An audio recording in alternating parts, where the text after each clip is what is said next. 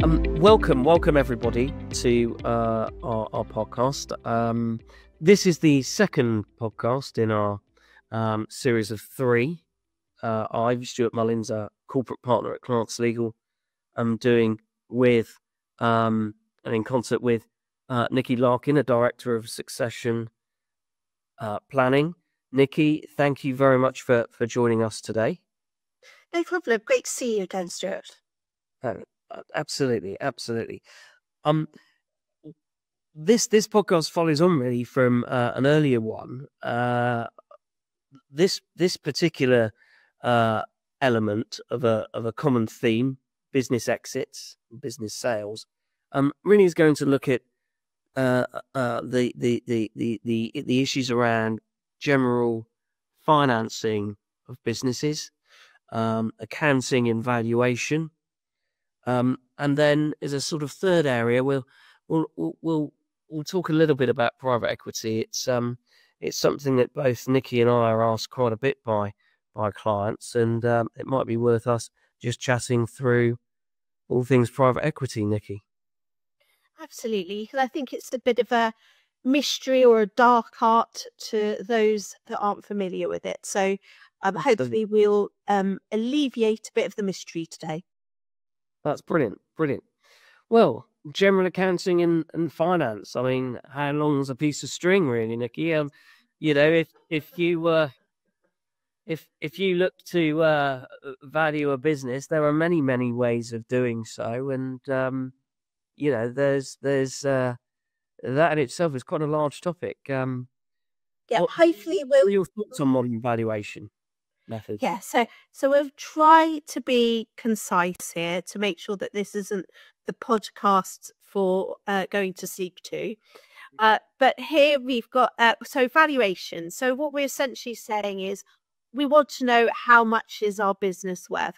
We're talking on the open market here. So this is for a third party exit. How much is somebody going to be able to pay for this business? Now, typically, there is quite a wide range when you're valuing a business. As you know, when you value a house, if you get 3 estate agents in, typically they'll probably give you 3 valuations, but they're probably going to be in a fairly narrow range.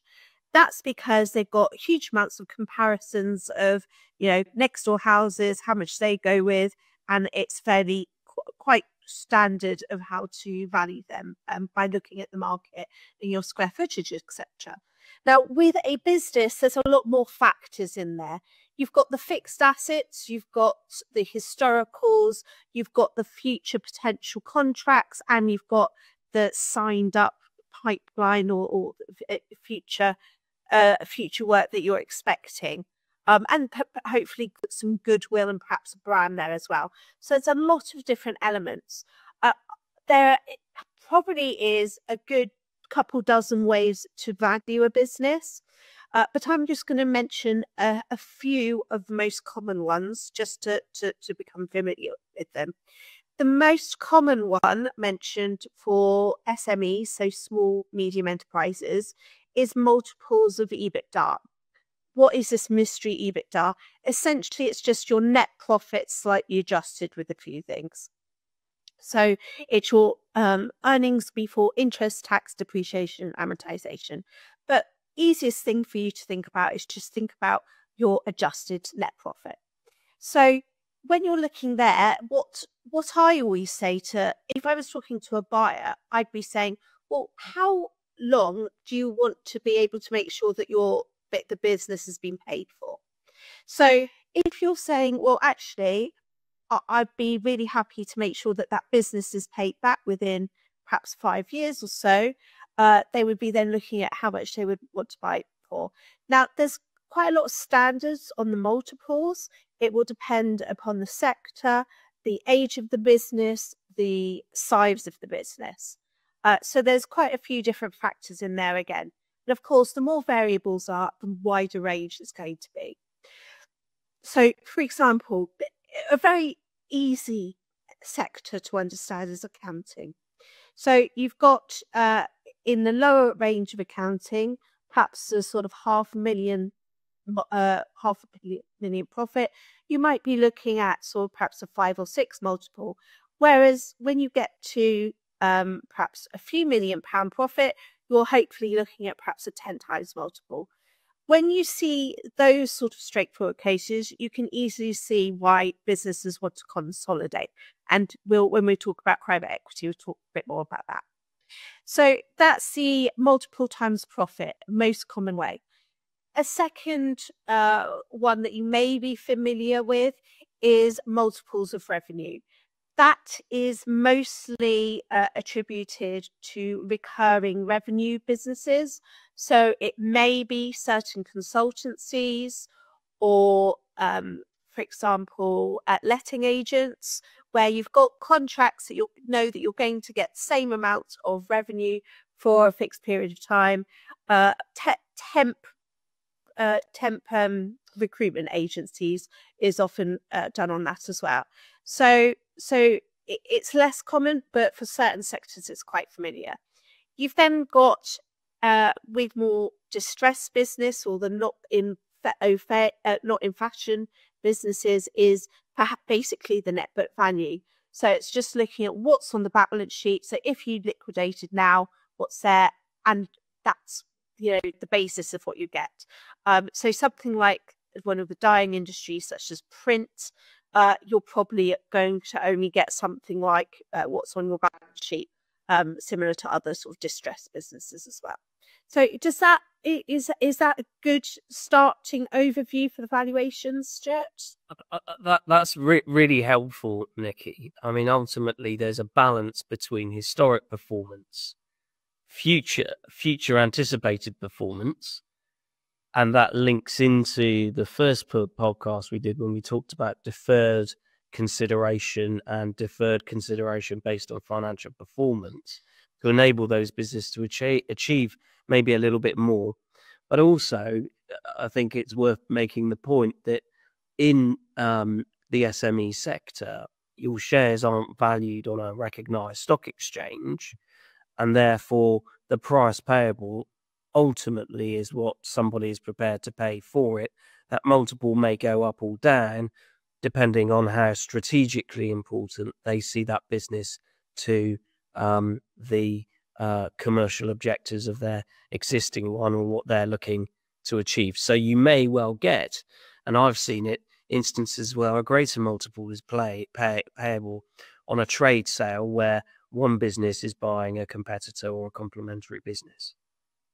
Absolutely. There are lots of factors into why one buyer will be prepared to pay more than another. It may be because they don't have it within their portfolio at the moment, that kind of business, or it may be that they're trying to monopolize that particular sector and prevent their competitors getting more of market share. So, or thirdly, it could be that they're not that particularly interested in the underlying business, but they've got some great client names and they want to be able to tap in and sell their other products to those clients. So there's lots of different reasons why the buyers will be interested, and hence that's why the value of the business will be worth different amounts. You mentioned about historical versus future financials, and the SME valuations are predominantly based upon historical valuations. The general exceptions are where it's a more technology type of business, or some other type of highly innovative business where it's going to be looked at and it's being sold quite early on, and they will be looking at future net cash flows or future net potential users, etc., with multiples on there. And again, but that gets very specialist, and so hence why it's can't really fit that in a 12-minute podcast. Okay. Well, thank you, Nicky, and talking around, the sum of the parts being less than the sum of the whole, I think leads us nicely onto this concept of private equity. Now, when we talk about private equity, that is distinct from venture capital or any other form of sort of seed funding. What we are talking about here in private equity, what we mean by private equity is a a fund that's set up by a group of individuals or institutional provider, where they make available resources for a finite period of time, 3 to 5 years, and the purpose of which is to go and acquire a business in a particular sector.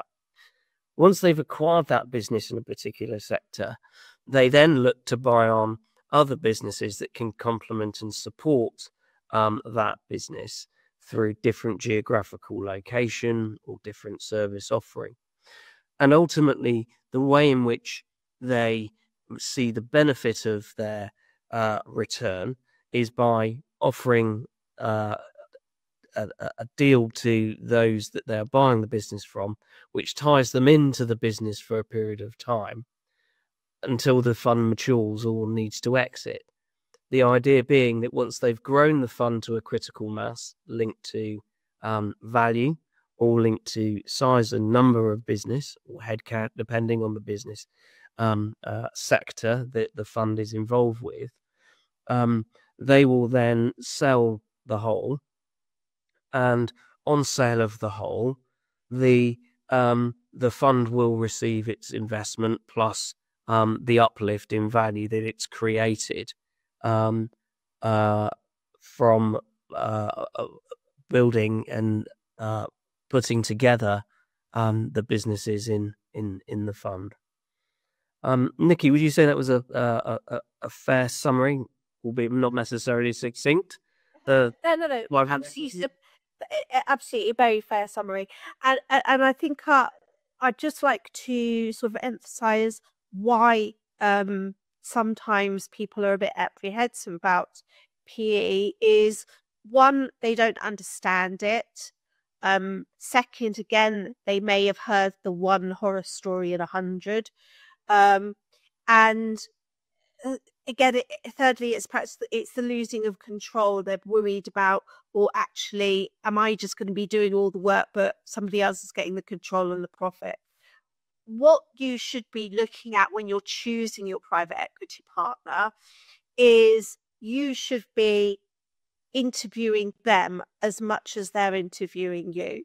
So they need to be, what are they bringing to the table to help you to get to the next level? Because what you're going to private equity for is because you want to get to a certain level which you can't do on your own. So it could be, it could be monetary resources, it could be experience, access to a different level of people or sector or whatever else it might be. So what you should be thinking for yourself is thinking about, what are they going to be able to provide for me? Because, if all they're providing is money, well, you probably could go and get some of that through debt financing rather than give away your equity. So you've got to think about the pros and cons, but it really does work well for a lot of businesses that do get into bed with private equity, because often they are then able to grow their business to something that they never thought possible, and therefore, of course, get a much bigger return of what they wouldn't have been able to on their own. So it could be through consolidation, it could be through bringing together groups of different types of companies. It can work very well for a lot of businesses, but again, you just got to keep your eyes open and ask the right questions. I think there's a very, very good point. Thank you, Nicky. We see private equity is seeing certain businesses is fashionable and not so fashionable. They tend to go through certain funds, like certain sectors and certain types of business. One of the benefits of private equity is once they make their decision to do the deal, they tend to move very, very quickly. But as you say, Nicky, it's very important to understand the terms of that structure and have faith in the fund and its performance, because quite often, if your business starts to fall over, there are very draconian measures within the documentation that will enable you to lose control, even in an earn-out period, very quickly. so that the fund can ultimately manage its loss. And also, if you are selling into such an animal, then you do need to understand that any consideration or part consideration will be rolled up in that fund and discharged once that fund exits. And of course, if that fund fails or doesn't perform as it otherwise might, not necessarily because of your business, but because of the other businesses that you'll now group together with, then that can materially impact the value that you receive for the sale of your business into that fund. So there's some very interesting I've certainly been involved in some great success stories into private equity, but people do need to understand what that means. And as I say, there are many avenues to exit your business, and private equity is just one of them. So not necessarily one for all businesses, I would suggest. Well, thank you, Nicky. I think that concludes our second in our series of 3 podcasts. Nicky, thank you again for your help and joining us today. I hope all that have listened have found it useful, and I'd like to thank you all too. Bye for now. Yeah, thank you for listening.